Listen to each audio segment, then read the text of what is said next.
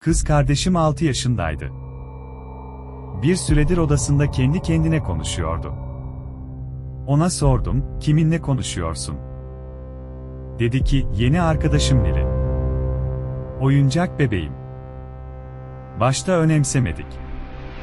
Ta ki bir gece. Oyuncak bebeğin yer değiştirdiğini fark edene kadar.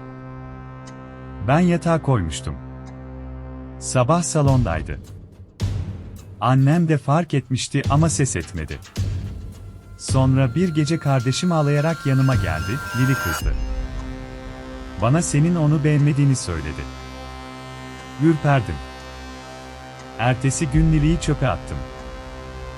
O gece kardeşim uyanamadı. Polis, sabah odasında küçük bir not buldu. El yazısı. Çocuk el yazısıydı. Notta sadece şu yazıyordu, ben yeni bir kardeş istiyorum. Lili.